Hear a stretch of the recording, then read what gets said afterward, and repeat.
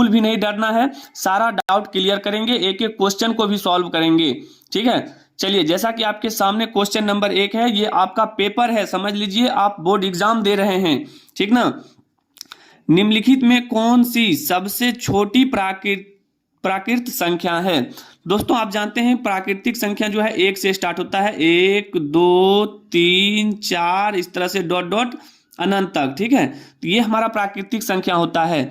और इसमें अगर हम बात करें सबसे छोटी संख्या क्या है, तो आप कहेंगे कि सर सबसे छोटी संख्या 1 है। तो ये तो बच्चा वाला क्वेश्चन है। ठीक है, फिर भी लेकिन नंबर सिस्टम यानी कि वास्तविक संख्याएं जो आपका एक चैप्टर है उससे भी क्वेश्चन आता है। ठीक है, चलिए क्वेश्चन नंबर 2 को देखेंगे। देखिए कितना प्यारा क्वेश्चन है। क्वेश्चन नंबर 2 बोला गया है निम्नलिखित में कौन सी परमेय संख्या है? तो दोस्तों आप जानते हैं कि जो संख्या रूट से बाहर निकल जाती है उसको हम परमेय संख्या कहते हैं। तो 25 जो हमारा है किसका वर्ग है? 5 का वर्ग है, तो ये हमारा 5 निकल गया। क्या आप रूट 5 निकलेगा? नहीं निकलेगा। 1/√2 निकलेगा? नहीं निकलेगा। √3 निकलेगा? नहीं निकलेगा। तो बोला है परमेय संख्या, तो जो रूट से बाहर निकल गया वही हमारा क्या होता है? परमेय संख्या होता है। क्लियर है? चलिए दोस्तों अब हम देखेंगे क्वेश्चन नंबर 3 को। अब दोस्तों आपके सामने है क्वेश्चन नंबर 3। बोला है कि निम्नलिखित में कौन सी अपरमेय संख्या है? तो अपरमेय संख्या किसको बोलते हैं? जो रूट से बाहर नहीं निकलता है। तो बताइए 16 निकलेगा? कितना हो जाएगा? 16 का 4 हो जाएगा।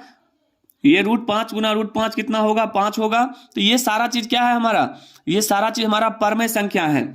अब यहां पर देखिए जब इसको हम सॉल्व करेंगे तो यहां से काटेंगे तो यहां रूट में आ जाएगा 1/3। अब बताइए 1/3 क्या रूट से निकलेगा? नहीं निकलेगा। तो जो संख्या रूट से नहीं निकलेगा वही हमारा क्या होता है? अपरमेय संख्या होता है। और 1.3 है तो ये भी हमारा क्या है? परमेय संख्या है। क्लियर है? सारा क्वेश्चन का डाउट जो भी है क्लियर करते चलेंगे। और ये अंतिम मौका है, 14 फरवरी को इस बार 90+ फोड़ना है। ये वीडियो को पूरा देखिए दोस्तों, आप लोगों का ये पेपर है और आप लोग इस क्वेश्चन को जरूर पढ़कर जाएं। यदि P और Q दो अभाज्य संख्याएं हैं तो उनका मौसो क्या होगा? दोस्तों आप जानते होंगे कि किसी भी दो अभाज्य संख्या का मौसो हमेशा 1 होता है। ये आप लोगों को समझ में आना चाहिए। अब कैसे होता है एक एग्जाम्पल के माध्यम से समझा रहे हैं।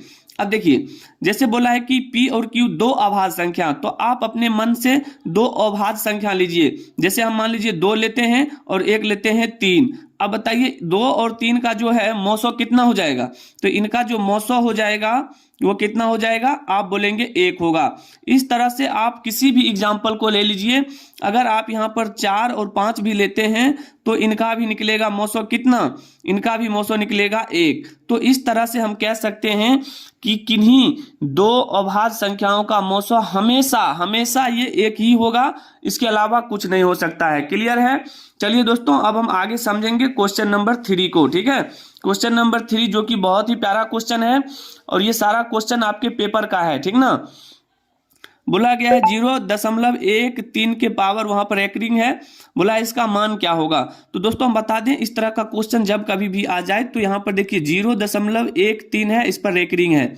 तो दशमलव के बाद कितने अंक पर रेकरिंग है? 1 3 पर। तो 1 3 ऊपर लिख दीजिए और जितने अंक पर रहेगा यानी 1 और 2 अंक है तो नीचे 2 9 लिख देना है। ठीक है, इस तरह से आपका ऑप्शन नंबर हो जाएगा C राइट आंसर। और हम बता दें कि अगर मान लीजिए कि 0.125 है और इस पर मान लीजिए रेकरिंग है तो आप क्या लिखेंगे? ऊपर वाला वैसा ही रहने दीजिएगा और नीचे देखना है कि दशमलव के बाद कितना अंक है? 3 अंक है तो नीचे 3 9 देना है और यही आपका क्या होगा?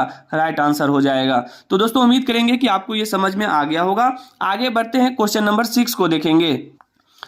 दोस्तों अब क्वेश्चन नंबर 6 है और दोस्तों 14 फरवरी को अगर आपका मैथ्स का एग्जाम है तो ये क्वेश्चन देखकर जाएं। ये 14 फरवरी का मैथ का पेपर है और जितने भी स्टूडेंट सोच रहे हैं कि मैथ्स में हम अभी तक कुछ नहीं पढ़े हैं, क्या करें, कैसे लिखेंगे, क्या पूछा जाएगा, तो आप लोगों को बिल्कुल भी घबराना नहीं है। ये सारा क्वेश्चन कर ले, यही पेपर रहेगा और यही सब क्वेश्चन रहेगा। ठीक है, इससे बाहर नहीं आएगा एक भी क्वेश्चन। सारा क्वेश्चन कर ले, 90+ तो पक्का आएगा, ये मेरा 100% गारंटी है और ये पेपर है तो आएगा ही आएगा। ठीक है, देखिए 18 तथा 72 का मौसो क्या होगा? दोस्तों एचसीएफ देखिए कितनी छोटी छोटी चीजें पूछा गया है, इतना आसान क्वेश्चन। अब बताइए 18 और 72 का लॉसो क्या हो जाएगा? मौसो यानी कि एचसीएफ। तो 18 और 72 का एचसीएफ आप निकाल सकते हैं। कैसे? देखिए सबसे पहले आपको 18 को क्या करना है? अभाज्य गुणनखंड के रूप में तोड़ना है। तो इसको आप कहेंगे कि 3 × 3 × 2 हो जाएगा।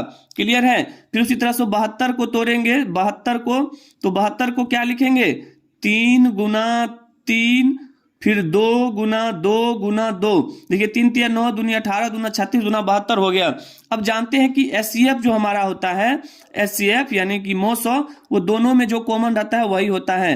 तो अब देखिए यहाँ से 1 3 इससे निकाल लीजिए,